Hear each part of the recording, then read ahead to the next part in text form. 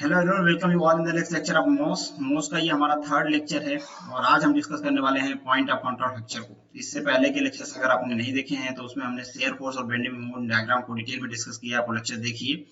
Point of contraflexure से related question आपके ES के कन्वेंशनल पेपर में पूछा जाता है, बेसिकली अगर सॉल्व करने के लिए पूछा जाए या फिर गेट एग्जाम में भी कभी कभी पूछ लिया जाता है।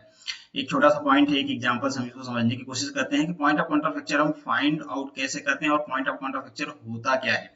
तो चलिए शुरू करते हैं आज के लेक्चर को। Before starting the lecture, this is the humble request to you join Manu Academy on the different platform. अगर आपको इन लेक्चर्स की पीडीएफ चाहिए तो आपको मनु एकेडमी का टेलीग्राम चैनल ज्वाइन करना चाहिए। आप मनु एकेडमी को इंस्टाग्राम और फेसबुक पे भी फॉलो कर सकते हैं। अगर आप मुझसे पर्सनली जुड़ना चाहते हैं तो आप मेरे ट्विटर और इंस्टाग्राम के आईडी को फॉलो कर सकते हैं। That ID is @manthata07। Let's start the lecture. तो ये एग्जांपल है, इससे हम समझने की कोशिश करेंगे कि पॉइंट ऑफ कॉन्ट्राफ्लेक्चर होता क्या है। तो जो चीजें यहाँ पे मेंशन है इसको यहाँ पे डिस्क्राइब किया गया है फिगर में, और ये जो एंटी क्लॉकवाइज एक मूवमेंट लग रहा है इसकी वैल्यू यहाँ पे मेंशन नहीं की गई है, तो इसकी वैल्यू यहाँ पे दी गई है, that is 80 kilo newton metre. बाकी आपको ये दिख रहा होगा कि एक ओवर हैंगिंग बीम है। ओवर हैंगिंग बीम मतलब सपोर्ट से बाहर भी यहाँ पे लोडिंग की गई, तो इसे हम कहते हैं ओवर हैंगिंग बीम। और in general over hanging beam में ही हमारा जो पॉइंट ऑफ कॉन्ट्राफ्लेक्चर है वो अकर होता है। ऑलरेडी मैंने आपको बताया था कि पॉइंट ऑफ कॉन्ट्राफ्लेक्चर क्या होता है, जहां पे हमारा बेंडिंग मोमेंट अपनी साइन चेंज करता है और चेंज करते हुए जीरो होता है, मतलब पॉजिटिव से निगेटिव, निगेटिव से पॉजिटिव होता है और वो एक बार रेफरेंस लाइन को कट करता है, उसे हम कहते हैं पॉइंट ऑफ कॉन्ट्राफ्लेक्चर। तो जब भी आपको शेयर फोर्स और बेंडिंग मोमेंट डायग्राम ड्रॉ करना होता है तो सबसे पहले you have to find out the reaction. तो आपको रिएक्शंस फाइंड आउट करने होंगे। तो आपको दिख रहा होगा कि ये हमारा पॉइंट है जहां पे रिएक्शन आ रहा होगा, तो इसे हम आर बी कह देते हैं, ऑलरेडी यहाँ पे मेंशन्ड है, और इसे हम आर सी कह देते हैं। तो सिंपल हम समेशन का फॉर्मूला लगाते हैं जो हमारे पास स्टैटिक इक्विलिब्रियम समेशन फॉर्मूला है, तो that is summation of force in x direction is zero. कोई फोर्स नहीं है एक्स डायरेक्शन में। अब हम आगे बढ़ते हैं और summation of force in Y direction को जीरो कर देते हैं। यहाँ पे आपको वाई डायरेक्शन में फोर्स दिख रहा होगा, दो अपवर्ड डायरेक्शन में दिख रहा है, बाकी सारे डाउनवर्ड डायरेक्शन में दिख रहे हैं। तो सिंपली आप वैल्यू लिख सकते हो। अपवर्ड डायरेक्शन को सर को पॉजिटिव ले लेते हो आप, तो डाउनवर्ड डायरेक्शन को नेगेटिव ले लो। मैंने पहले भी आपसे कहा है आप कोई भी साइन कन्वेंशन फॉलो कर सकते हो, किसी को भी पॉजिटिव नेगेटिव ले सकते हो, बस डिपेंड यही करता है कि उसके अपोजिट वाले को, अगर एक को आप पॉजिटिव ले रहे हो तो उसके अपोजिट वाले डायरेक्शन को आपको नेगेटिव लेना होता है। तो यहाँ पे हमने ले लिया R B plus R C is equal to, इसकी पूरी वैल्यू कितनी हो जाएगी, this load this is equal to 10 into 3, और आपको पता है लीनियरली वेरिंग लोड की वैल्यू क्या होती है, that is the area of triangle. तो 1/2 दिस इज 6, ये पूरी लेंथ कितनी है, ये पूरी लेंथ यहाँ से यहाँ तक 6 है, और इसकी जो इंटेंसिटी हाइट पे this is perpendicular, that is equal to 48। जब आप इसको सॉल्व करोगे तो you will got 174 kilo newton. ये आपको फर्स्ट इक्वेशन मिल गया। अब सेकेंड इक्वेशन चाहिए, क्योंकि यहाँ पे दो अननोन है। दूसरे अननोन को फाइंड आउट करने के लिए आपको मूवमेंट लेना होता है। तो डेफिनेटली आप इससे पहले देखे होंगे, अगर ओवर हैंगिंग भी मूव नहीं रही हुई तो हम कॉर्नर पे मूवमेंट लेते थे। बट आप एक चीज ध्यान रखिए कि मूवमेंट हम लेते हैं एक वेरिएबल को एलिमिनेट करने के लिए। तो जब आप मूवमेंट पॉइंट बी या सी के अगेंस्ट में लोगे तभी एक वेरिएबल यहाँ से एलिमिनेट होगा और इजीली आप दूसरे वेरिएबल की वैल्यू फाइंड आउट कर पाओगे। तो हम यहाँ पे मूवमेंट ले लेते हैं, movement summation of movement at point B is equal to 0। तो ये जो हमारा पॉइंट बी है इसके अगेंस्ट में हम मूवमेंट फाइंड आउट करते हैं। तो सिंपली ये आपको दिख रहा होगा, ये जो मूवमेंट है इस पॉइंट के रेफरेंस में मैंने दो तरीके आपको बताए हैं कैसे आपको पॉजिटिव निगेटिव लेना है। इधर को आप मुंह करके खड़े हो जाइए जिधर लोड एक्ट कर रहा है, तो अगर ये लेफ्ट में आता है तो आप नेगेटिव ले सकते, नेगेटिव लेते हैं उसको, जैसे कि हम साइन कन्वेंशन फॉलो करते हैं। या फिर ये आपको पॉइंट्स दिख रहा होगा, ये एंटी क्लॉकवाइज इसको रोटेट करने की कोशिश कर रहा है, इसको हम मूवमेंट, इसको हम नेगेटिव लेंगे। तो that is equal to minus ले रहे नेगेटिव है, दैट इज 10 इंटू 3, ये तो पूरे लोड की वैल्यू हो गई हमारी। और ये एक्ट कहाँ पे होगा, ये एक्ट होगा 1.5 पे, क्योंकि ये पूरा 3 है तो ये 1.5 इसके मिडिल में एक्ट होता है। तो 1.5, तो यहाँ से डिस्टेंस कितनी हो जाएगी उसकी, मल्टीप्लाई 1.5। अब यहाँ पे ऑलरेडी हमारे पास एक मूवमेंट है, तो मूवमेंट है एंटी क्लॉकवाइज है, नेगेटिव ले लेंगे क्योंकि ये भी एंटी क्लॉकवाइज है। जो साइन कन्वेंशन हम फॉलो करते आए हैं, या तो लेफ्ट में लेते हो तो वो एंटी क्लॉकवाइज ही शो करता है आपको, तो ये हो गया हमारा नेगेटिव। अब ये जो वैल्यू है, अगर इधर को आप मुंह करके खड़े हो, इस डायरेक्शन में आप अपना माउथ करके खड़े होते हो, तो ये जो पॉइंट है आपका राइट हैंड में पड़ेगा, मतलब ये क्या है, एक क्लॉकवाइज मूवमेंट जनरेट करेगा। तो ये जो पूरी लोडिंग है, लीनियर वेरिएबल लोडिंग, इसको हम पॉजिटिव लेंगे, तो ये हमारी पॉजिटिव हो गई। वैल्यू क्या होती है इसकी, वैल्यू होती है एरिया, तो दैट इज 648। अब आपको ये भी देखना है कि एक्ट कहाँ पे करता है, तो इधर से अगर हम परपेंडिकुलर साइड से देखें तो ये एक्ट करता है L/3 पे, एल की वैल्यू है यहाँ पे 6, तो 6/3 पे एक्ट करेगा, that's mean that is equal to 2। Very simple, यहाँ पे आपको कोई डाउट नहीं होगा। जब आप इसको सॉल्व करोगे तो आपको जो वैल्यू मिलेगी आरसी की यहाँ से, और सॉरी यहाँ पे आरसी भी है तो आरसी को भी आप लिख सकते हो।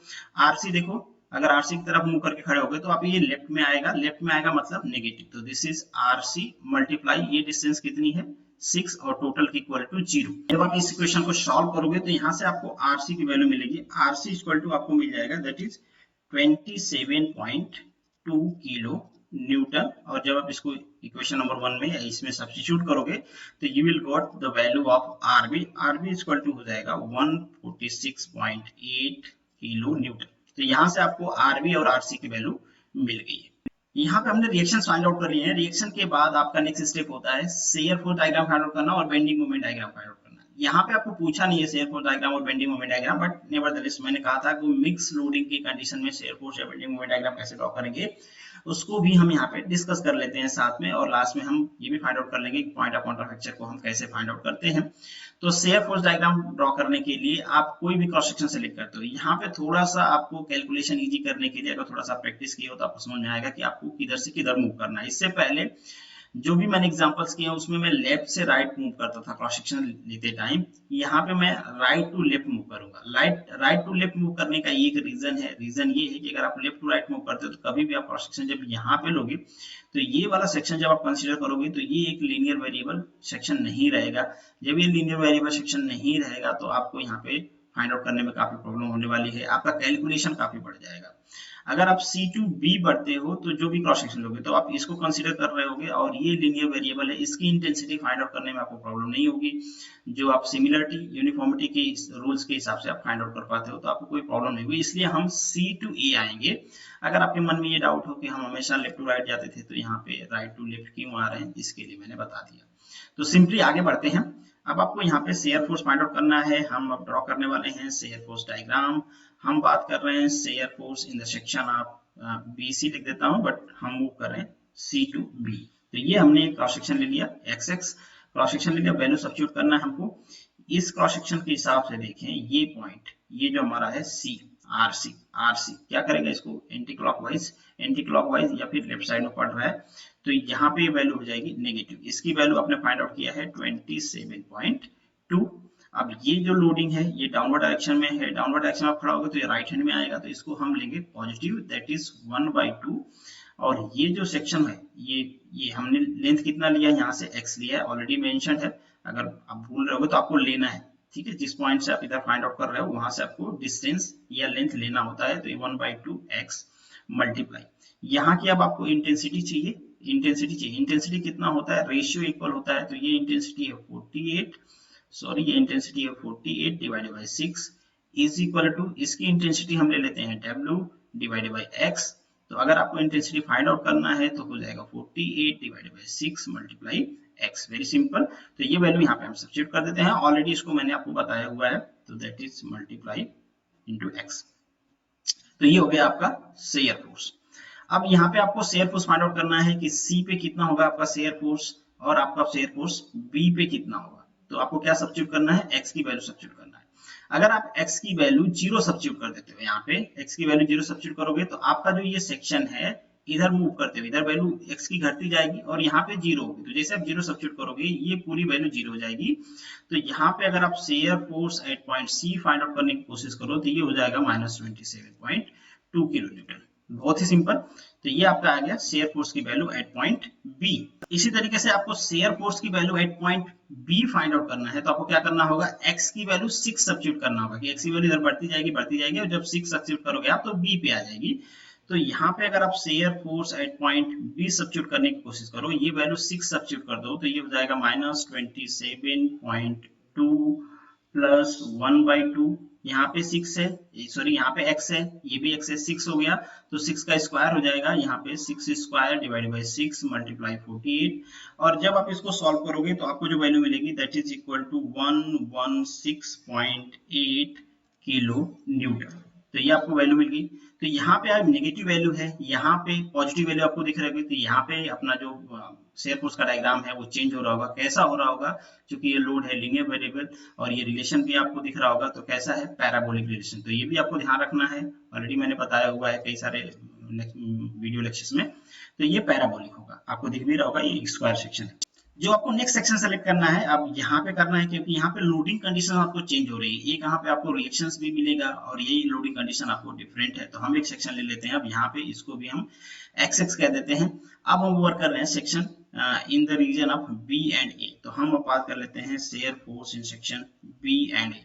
वैल्यू को सब्स्टिट्यूट करें हम तो सिंपल ये वाली वैल्यू एज इट इज रहेगी, तो दैट इज -27.2 प्लस ये वैल्यू भी एज इट इज रहेगी, पॉजिटिव रहेगा ये सेक्शन क्योंकि राइट हैंड में आ रहा है। तो दिस इज 1/2, ये वैल्यू कितनी है आपकी 6 है, मल्टीप्लाई 48, सिंपल ये ट्राइंगल की जो एरिया है। माइनस साइन, ये देखो इसको एंटी क्लॉकवाइज रोटेट करने की कोशिश कर रहा है, या फिर पॉइंट के इस डायरेक्शन में खड़े हो गए तो पॉइंट के ये पॉइंट जो है आपका ये रेफरेंस लाइन लेफ्ट में आएगी। तो इसकी वैल्यू भी आपको सब्स्टिट्यूट करनी है। इसकी वैल्यू ऑलरेडी आपने फाइंड आउट किया है, दैट इज 146.8, ठीक है, और माइनस साइन आएगा, पता चल गया आपको माइनस साइन क्यों आया। अब जब डाउनवर्ड डायरेक्शन में इधर का आपको मूव करके खड़ा होगे तो ये जो पॉइंट आएगा that is in right direction, right direction में आएगा। तो ये जो लोडिंग है, इस लोडिंग की वजह से यहाँ पे पॉजिटिव वैल्यू आएगी। तो पॉजिटिव वैल्यू आएगी, ये लोडिंग की वैल्यू क्या है एग्जैक्टली, यहाँ पे जो आपकी वैल्यू है दैट इज प्लस ये इंटेंसिटी कितना है 10, बट जो आपने ये लेंथ ली है ना, ये लेंथ है हमारी x, ठीक है। तो ये आपको ध्यान रखना है, ये लेंथ हमारे पॉइंट C से हमने जो रेफरेंस लाइन लिया है उसकी पूरी लेंथ है x। अब यहाँ पे 10 मल्टीप्लाई ये वैल्यू, ये लेंथ रखना है हमको, तो ये लेंथ कितना हो जाएगी, मल्टीप्लाई x माइनस 6, तो ये आपकी वैल्यू होगी। अब आपको वैल्यू सब्स्टिट्यूट करना है, यहाँ पे आपको वैल्यू फाइंड आउट करनी है इस पॉइंट पे, तो इस रेफरेंस लाइन को यहाँ पे लाना पड़ेगा। तो x की वैल्यू 6 सब्स्टिट्यूट करनी होगी। जब आप x की वैल्यू 6 सब्स्टिट्यूट करोगे तो ये पूरा आउट हो जाएगा क्योंकि ये 0 हो जाएगा। और जब आप इसको सॉल्व करोगे तो shear force at point B is equal to आपकी जो वैल्यू आएगी दैट इज -30, ठीक है, -30। तो यहाँ पे क्या हो रहा है, सडन चेंज हो रहा है। सडन चेंज क्यों हो रहा है, क्योंकि यहाँ पे आपने रिएक्शंस लगाए हैं, एक सपोर्ट लगाए हैं, इसलिए जो आपकी वैल्यू थी इस पॉइंट पे 116 से कितना हो गई, -30 हो गई, क्योंकि यहाँ पे आपने एक रिएक्शन लगाया। तो आपको टेंशन लेने की जरूरत नहीं। तो ये पॉइंट हो गया बी का। तो बी पे हमको दो वैल्यू मिल रही है, एक पॉजिटिव मिल रही है due to this variable loading और ड्यू टू द रिएक्शन यहाँ पे आपको -30 वैल्यू मिल रही है। तो सडन चेंजेज आए हैं।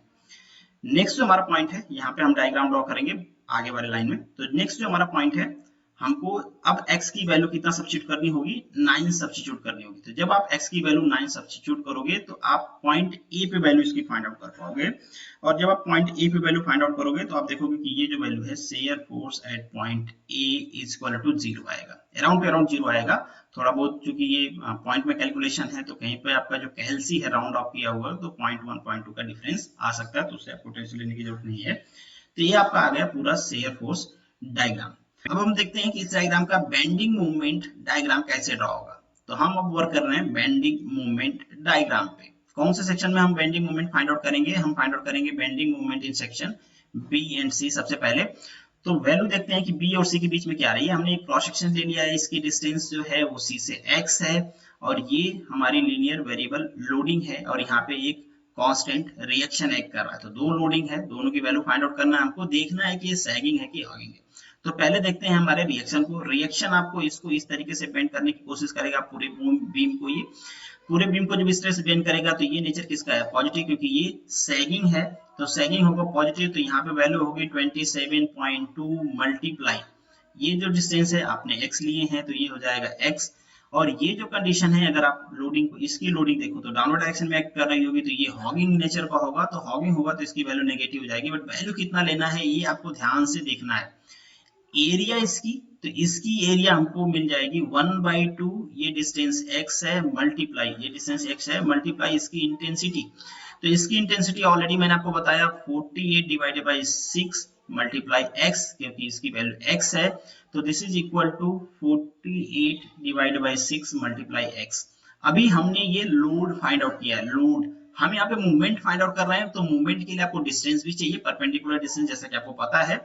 तो परपेंडिकुलर डिस्टेंस हमको इस सेक्शन से चाहिए, तो ये जो सेक्शन है आपका, इस सेक्शन से परपेंडिकुलर सेक्शन से ये लोडिंग अगर इसका सेंट्रॉइड आप करो तो ये x/3 पे या l/3 आप कहते हो जिसे, तो x/3 पे ये एक्ट करता है, तो यहाँ से इसकी वैल्यू हो जाएगी x/3, तो ये वैल्यू हो गई x/3। तो यहाँ पे आपको दिख रहा होगा x x x, तो ये पूरा हो जाएगा x3।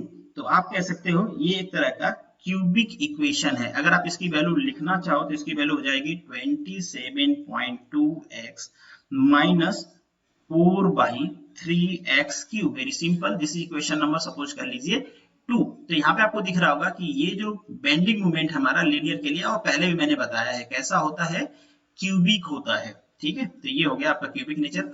अब आपको वैल्यू अगेन फाइंड आउट करनी है, यहाँ पे फाइंड आउट करनी है बेंडिंग मोमेंट, आपको बेंडिंग मोमेंट फाइंड आउट करना है इस पॉइंट पे, तो आपको x की वैल्यू सब्स्टिट्यूट करना होगा। तो अगर हम bending moment at point C find out करते हैं जहां पे x टेंस करेगा 0 को, क्योंकि x इधर को मूव करा रहे हैं, तो x की वैल्यू हम 0 सब्स्टिट्यूट करेंगे, इसकी वैल्यू 0, इसकी वैल्यू 0, तो यहाँ पे हमको जो वैल्यू मिलेगी 0 मिलेगी। तो पॉइंट सी पे वैल्यू 0 मिलेगी। ऑलरेडी पहले से हमको पता है कि सपोर्ट पे वैल्यू क्या होती है, 0 होती है।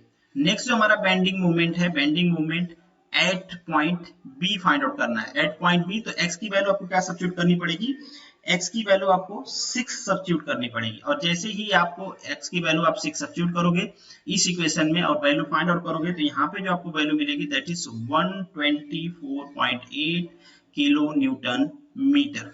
तो यहाँ पे आपको x की वैल्यू सॉरी बेंडिंग मोमेंट की वैल्यू एट पॉइंट सी मिल गई, और ये वैल्यू जो है आपको नेगेटिव मिलेगी, सॉरी ये वैल्यू नेगेटिव मिलेगी। अब हम नेक्स्ट सेक्शन सेलेक्ट करते हैं। जो आपका नेक्स्ट सेक्शन है वो कहीं पे यहाँ पे हम लेते हैं, और अगेन ये डिस्टेंस हम ले लेते हैं x। आप चाहो तो कुछ भी ले सकते हो, कुछ भी का मतलब ये है कि ये जो डिस्टेंस मैं पॉइंट सी से ले रहा हूँ, आप चाहो तो पॉइंट बी से ले सकते हो, जो भी आपको इजी पड़े, जो भी कैलकुलेशन में इजी पड़े, आपके जो रिजल्ट है उसमें कोई फर्क नहीं पड़ेगा, आप कहीं से भी ले लो। बट यूजुअली हम यहाँ से लेते आए हैं तो यहीं से ले रहे हैं, और आपको इसका फायदा भी होता है क्योंकि आपको कुछ इक्वेशंस रिपीट होती हैं, ऊपर की लाइन सिमिलर आपको लिखना होता है। आप प्रैक्टिस करोगे तो आपको समझ में भी आ जाएगा। तो अब हम वर्क कर रहे हैं bending moment at point B and A के बीच में। बहुत सारी चीजें यहाँ पे आपको ध्यान रखनी है, बहुत सारी चीज आएगी यहाँ पे, तो आपको कंफ्यूज नहीं होना है, ध्यान से देखना है। तो इस टाइप के लोडिंग के प्रॉब्लम आप इजीली सॉल्व कर पाओगे, कन्वेंशनल प्रॉब्लम हुए तो भी। तो बेंडिंग मोमेंट की वैल्यू हमको लिखना है। अब ये हमारा सेक्शन है, ये क्या करेगा, इसको सेक करेगा, तो ये वैल्यू क्या हो जाएगी, पॉजिटिव होगी। अगेन ये पॉजिटिव वैल्यू है, देखो सिमिलर चीज रिपीट हो रही है ना आपको, जैसे कि मैंने आपको कहा मल्टीप्लाई एक्स रिपीट हो गया। ये माइनस होगा, ये माइनस होगी, पूरी की वैल्यू डाउनवर्ड डायरेक्शन में एक्ट कर रही है तो माइनस हो जाएगी 1/2। अब x की जगह पे, ये चूंकि पूरा आ गया हमारे सेक्शन में, तो x की जगह पे हम रखेंगे 6 मल्टीप्लाई जो हमारे परपेंडिकुलर है इंटेंसिटी की जगह पे हम रखेंगे 48, ये हो गया 48। तो ये पूरी वैल्यू हमको मिल गई। बट इतना नहीं, आपको ये भी देखना है, मोमेंट है तो ये एक्ट कहाँ पे होगा, ए एक्ट होगा कुछ l/3 पे, और यहाँ पे l की वैल्यू 6, तो एक्ट हो जाएगा 6/3 मतलब 2। तो ये डिस्टेंस यहाँ से कितना हो गई, 2 मीटर। हमको ये डिस्टेंस नहीं चाहिए, हमको यहाँ से लेके यहाँ तक की डिस्टेंस चाहिए। यहाँ से यहाँ की डिस्टेंस, ये पूरी डिस्टेंस कितनी है, x है, ये पूरी डिस्टेंस कितनी है, 6 है, 6 में से 2 माइनस हो गया 4, तो यहाँ पे हम लिख सकते हैं x-4। ध्यान देना आपको x-4 कैसे आया है, एक बार अगर आपको समझ में नहीं आया तो एक बार पॉज करके वीडियो देख लेना आप। ये डिस्टेंस है, लोड कहाँ पे एक्ट करेगा, यहाँ पे l/3 पे, l/3 की वैल्यू आ जाएगी 2, तो ये वैल्यू हो गई 2। हमको ये पूरा फाइंड आउट करनी है, ये लेंथ, क्योंकि ये हमारी रेफरेंस लाइन है, यहाँ से परपेंडिकुलर फाइंड आउट कर रहे हैं, और ये पूरा 6 है, 6 - 2 कर दिया हमने, ये हो गया 4। अब ये 4 है, चूंकि ये पूरा 6 है तो हम सॉरी x है तो x-4 कर दिया हमने, तो यहाँ पे हमको जो वैल्यू मिल गई वो ये मिल गई। अब यहाँ पे आपको ये देखना है कि ये जो एंटी क्लॉकवाइज मूवमेंट लग रहा है, कांस्टेंट मूवमेंट जो लग रहा है एंटी क्लॉकवाइज, ये क्या कर रहा है, ये हमारे सेक्शन को सैग करने की कोशिश कर रहा है। सैगिंग होगा ना, देखो ये हमारा रेफरेंस लाइन है, तो ये इसको इस तरीके से घुमाने की कोशिश कर रहा है, इसे घुमाएगा तो ये सैग होगा, अगर ऐसे घुमाता तो ये हॉग होता, नहीं तो ये सैग है, तो ये 80 क्या हो जाएगा, पॉजिटिव हो जाएगा, कोई डाउट नहीं। नेक्स्ट यहाँ पे एक रिएक्शन है, ये रिएक्शन भी इसको क्या करेगा, सैग करने की कोशिश करेगा, तो ये रिएक्शन भी आपको पता है कितना है, प्लस होगा, सैग करने की कोशिश कर रहा है तो 146.8। और वैल्यू अगेन आपको ध्यान रखना है कि हमको ये वैल्यू फाइंड आउट करना है, बेंडिंग मोमेंट हम फाइंड आउट कर रहे हैं, तो ये पूरी x है, ये पूरी 6 है, तो ये हो जाएगा x-6। अगर आप इक्वेशन सही नहीं लिखोगे तो आप गलत हो जाओगे कभी भी। अब हमको ये वाली वैल्यू फाइंड आउट करनी है, इसकी वैल्यू, ठीक है, इसके थ्रू कितना मूवमेंट यहाँ पे आएगा। पहले आप ये देख लो ये पॉजिटिव होगा कि नेगेटिव होगा। तो इधर डाउनवर्ड डायरेक्शन में एक्ट कर रहा है, ये क्या करेगा, हॉक करेगा, तो इसकी वैल्यू हो जाएगी नेगेटिव। नेगेटिव हो जाएगी, वैल्यू कितनी होगी, इंटेंसिटी आपको दिया गया है, ये लेंथ आपको फाइंड आउट करनी है। तो ये लेंथ कितनी हो जाएगी, x माइनस, क्योंकि ये पूरा x है और ये 6 है, तो x माइनस 6 हो जाएगी। तो ये लेंथ हो जाएगी x माइनस 6। अब ये एक्ट कहाँ पे होगा, ये पूरा तो लोड हमको पता चल गया, ये एक्ट कहाँ पे होगा, इस डिस्टेंस के हाफ में, और ये डिस्टेंस कितना है, x माइनस 6। तो यहाँ पे ये एक्ट होगा x माइनस 6/2। ठीक है, ध्यान रखना, आप कोई प्रॉब्लम नहीं, आप सोचोगे कि x/2, बहुत सारे लोग यहाँ पे गलती कर देते हैं, x/2। x/2 तब होगा जब आपने x की वैल्यू b से मेजर किए होंगे। तो बहुत बार लोग क्या करते हैं, जो x की वैल्यू है वो b से मेजर करते हैं, तो उस टाइम सारा चीज चेंज हो जाएगा। यहाँ पे जो 6 है ये अलग हम लेंगे, ये x हम अलग लेंगे, तो यहाँ के लिए जो रेफरेंस आएगा x/6, तो सारी चीज चेंज हो जाएंगी। बस आपको ध्यान रखना है कि आपने जो लेंथ है वो रेफरेंस पॉइंट कौन से, रेफरेंस पॉइंट को कहाँ से आप मेजर कर रहे हो, ये आपको ध्यान रखना है। तो ये हो जाएगा x माइनस 6। अगेन हमको वैल्यू फाइंड आउट करनी है पॉइंट बी पे और पॉइंट ए पे। अगर पॉइंट बी पे फाइंड आउट करना है तो x की वैल्यू क्या सब्स्टिट्यूट करनी होगी, 6 सब्स्टिट्यूट करनी होगी। जैसे आप 6 सब्स्टिट्यूट करोगे तो ये पूरा 0 हो जाएगा। तो अगर हम bending moment at point B find out करें, जब x टेंस करेगा 6 मीटर को, तो जब x टेंस करेगा 6 मीटर को, अब सारी वैल्यू जब आप सब्स्टिट्यूट करोगे तो आपको जो वैल्यू मिलेगी that is 44.8 kilo newton metre. तो माइनस में वैल्यू मिलेगी 44.8 किलो न्यूटन मीटर, ये आपको वैल्यू मिलेगी बी पे।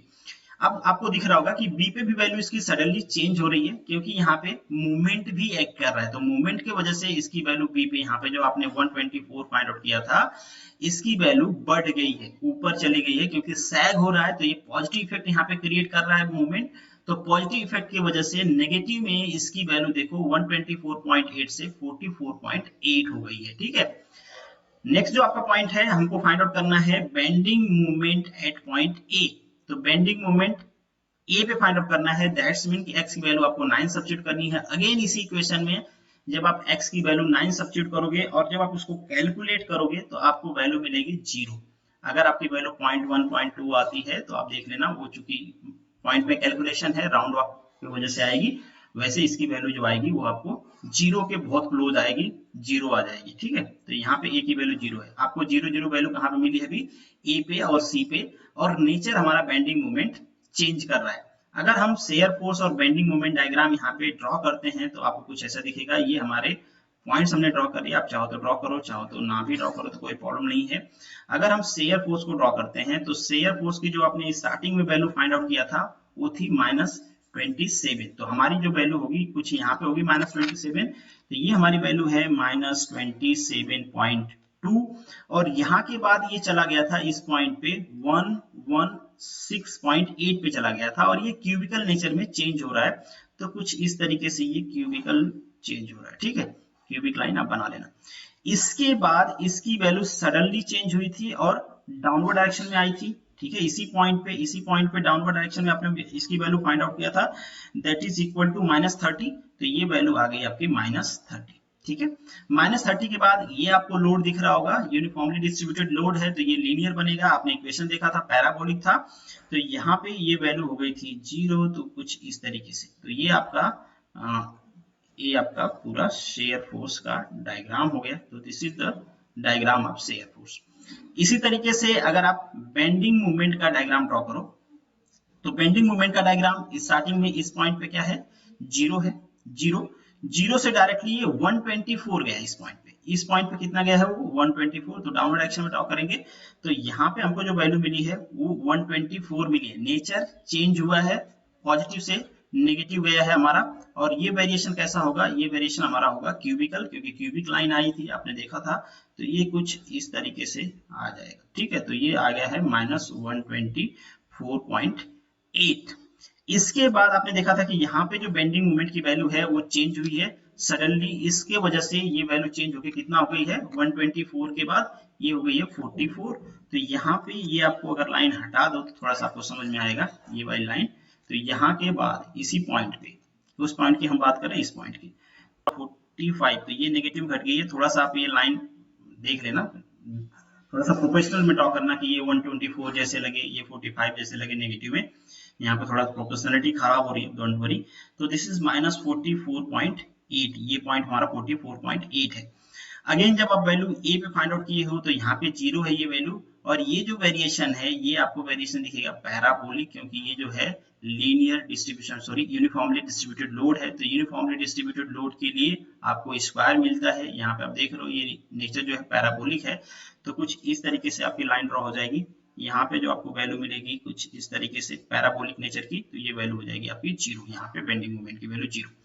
अब यहाँ पे कहीं इस पूरे लाइन में हमारे सी और बी के जो बीच है इसमें कहीं हमारा बेंडिंग मूवमेंट अपना नेचर चेंज कर रहा है, जहाँ पे बेंडिंग मूवमेंट 0 होगा, और इसी पॉइंट को हम कहते हैं पॉइंट ऑफ कॉन्ट्राफ्लेक्चर।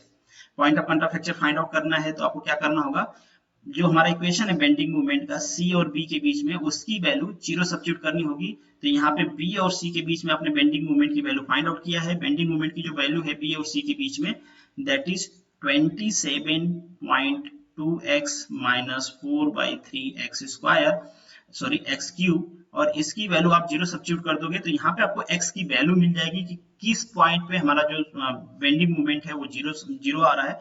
तो सिंपली जब आप इसको सॉल्व करोगे, सॉल्व कर सकते हो, यहाँ पे x को आप कॉमन ले सकते हो, तो this is 27.2 minus 4/3x cube sorry x square is equal to 0। एक x इक्वल टू 0 आ गया तो डेफिनेटली 0 पे तो है ही ये। और दूसरा जो पॉइंट है आपको यहाँ पे आपको जो वैल्यू मिलेगी that is x square equal to 27.2 multiply 3 divided by 4, और यहाँ से जब आप x की वैल्यू फाइंड आउट करोगे तो x की वैल्यू जो आपको मिलेगी दैट इज 4.51। तो ये आपको मिल गई x की वैल्यू। x की वैल्यू कहाँ से मिली है, c से मिली है। आपको ये भी ध्यान रखना है क्योंकि हम x को मेजर कहाँ से कर रहे हैं, c से कर रहे हैं। आपको ये पॉइंट हमेशा ध्यान रखना होगा कि जो आप रेफरेंस लाइन का मेजरमेंट ले रहे हो कौन से पॉइंट से ले रहे हो। तो हम सी से मेजर करें तो जो हमारा पॉइंट ऑफ कॉन्ट्राफ्लेक्चर होगा वो सी से इतना दूर होगा। तो आप किसी भी पॉइंट से पूछ सकते हैं, आपसे पूछ सकता है कि पॉइंट ए से पॉइंट ऑफ कॉन्ट्राफ्लेक्चर कितना दूर है, पॉइंट बी से कितना दूर है, तो किसी भी पॉइंट से आप इजीली निकाल सकते हो। That is 4.51 from the point C, ये आपको ध्यान रखना है। इसमें आपसे दूसरी चीज भी पूछ सकते हैं, कभी कभी आपसे पूछते हैं कि मैक्सिमम बेंडिंग मोमेंट की वैल्यू बताओ, क्योंकि आपको डायग्राम ड्रॉ करना है तो आपको ध्यान रखना होता है ये सारे पॉइंट उसमें ड्रॉ करने होते हैं। अगर सब्जेक्टिव पेपर है तो मैक्सिमम वैल्यू की यहाँ पे है, 0 किस पॉइंट पे है, तो वो भी आपको ड्रॉ करना होता है अगर आप सब्जेक्टिव पेपर कर रहे हो। ऑब्जेक्टिव में आपसे ये पूछ लेता है कि मैक्सिमम वैल्यू क्या होगी, किस पॉइंट पे अकर करेगी, 0 क्या होगी, 0 कौन से पॉइंट पे अकर करेगा, इस पॉइंट से उसकी डिस्टेंस क्या होगी, तो वो तो हमने फाइंड आउट कर लिया 0 कहाँ पे होगा। अब आपको अगर bending moment maximum find out करना है तो आपको दो तरीके होते हैं। शेयर फोर्स 0 करना होता है, जहां पे शेयर फोर्स 0 होगा वहां से डिस्टेंस आपको मिल जाएगी, वहां पे बेंडिंग मोमेंट मैक्सिमम होगा। दूसरा तरीका है, अगर आप शेयर फोर्स इक्वेशन नहीं लगाना चाहते तो आप बेंडिंग मोमेंट को एक बार डिफरेंशिएट कर दीजिए। जैसे ही डिफरेंशिएट करेंगे आपको शेयर फोर्स मिल जाएगा और इसकी वैल्यू 0 सब्स्टिट्यूट होती है। तो यहाँ पे आपको बेंडिंग मोमेंट का डायग्राम, बेंडिंग मोमेंट का इक्वेशन दिख रहा है, इसको अगर आप डिफरेंशिएट करोगे तो ये हो जाएगा 27.2, ये तो x एज इट इज रहेगा, minus 4/3 multiply 3 multiply x square is equal to 0, ये शेयर फोर्स है। यहाँ पे जब आप इसको सॉल्व करोगे तो आपको वैल्यू मिलेगी x square is equal to 6.8, यहाँ से आपको x की वैल्यू मिल जाएगी 2.6। ठीक है, तो आपको ये पता चल गया कि बेंडिंग मोमेंट जो है वो मैक्सिमम होगा 2.6 पे। अगर अगेन आपको बेंडिंग मोमेंट की मैक्सिमम वैल्यू फाइंड आउट करनी है तो ये जो 2.6 है आप इसमें सब्स्टिट्यूट कर दोगे बेंडिंग मोमेंट की इक्वेशन में, तो आपको वहां पे बेंडिंग मोमेंट मैक्सिमम क्या होगा वो आ जाएगा। और आपने ये फाइंड आउट कर लिया कि पॉइंट ऑफ कॉन्ट्राफ्लेक्चर क्या है। पॉइंट ऑफ कॉन्ट्राफ्लेक्चर को पॉइंट ऑफ इन्फेक्शन भी कहते हैं, तो आप ध्यान रखना। तो इस तरीके से आप पॉइंट ऑफ कॉन्ट्राफ्लेक्चर या फिर point of expectation find out करते हो। मैक्सिमम बेंडिंग मोमेंट कहाँ पे होगा, मिनिमम बेंडिंग मोमेंट की वैल्यू कहाँ पे होगी, मैक्सिमम शेयर फोर्स की वैल्यू कहाँ पे, ये सारी चीजें आप इजीली फाइंड आउट कर सकते हो। तो this is the end of this lecture. Thank you so much for watching this. मिलते हैं नेक्स्ट लेक्चर में, तब तक के लिए all the best, good luck.